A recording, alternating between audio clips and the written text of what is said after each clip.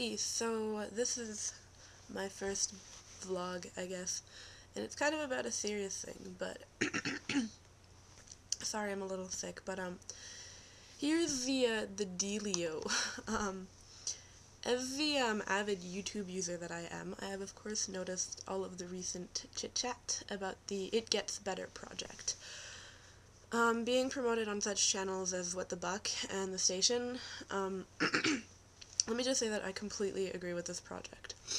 As a gay teenager, all I can hope for is that it does get better.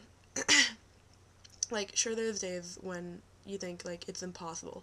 You fall into this desperation, and all you can think of is how it seems like you're stuck in hell, and you're, like, never gonna be able to get out.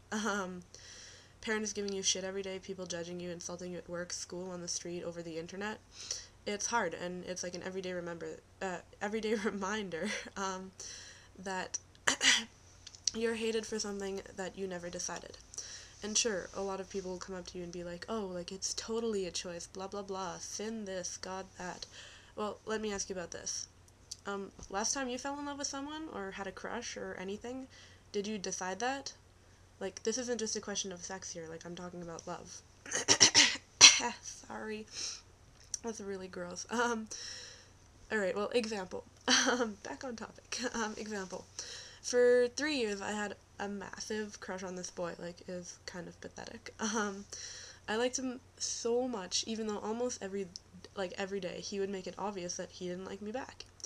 He finally had to reject me to my face twice before I moved on. Even more interesting is that I didn't move on from liking him until I found I liked someone else.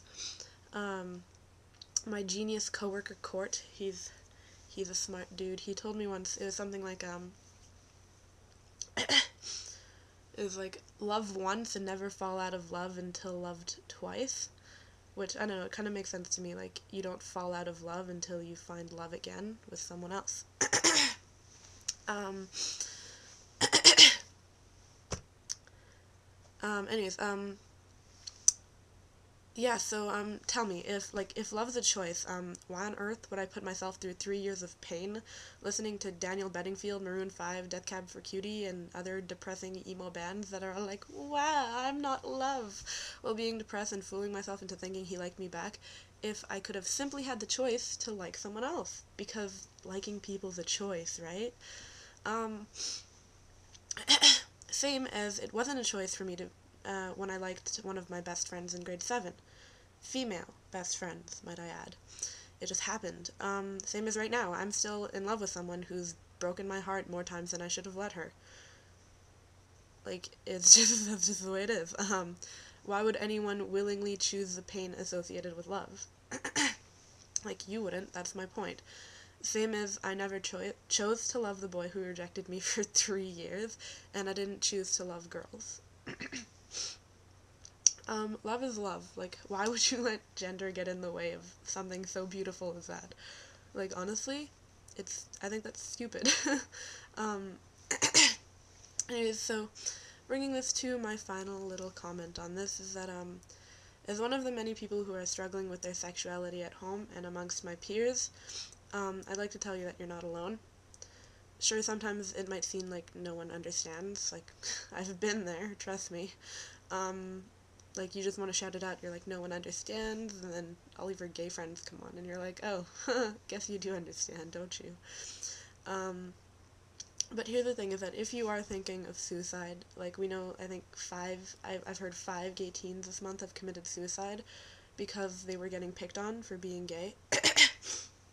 Well, if you are thinking of suicide, or you are harming yourself, get help. Like, trust me, it's out there. Like, I get some people come from small communities, like, maybe you can find it online, you can find it over the phone. I'm sure if you confide in your friends, if they're truly your friends, then they'll understand and they'll do their best to help you. There's therapy, and you're not alone. It's just a matter of looking out for yourself and knowing that someday you'll find the love and acceptance that you deserve. It's just a matter of pulling through the bad stuff first. As someone who knew their shit once said, one cannot experience true joy without first experiencing true sorry. So, I'm gonna try that again. One cannot experience true joy without first experiencing true sorrow. So, honestly, it's just kind of like, you'll find your happiness someday, and that's all I hope for everybody, is love and happiness. So, that's really it for now. Peace and love, all that good stuff, and bye-bye!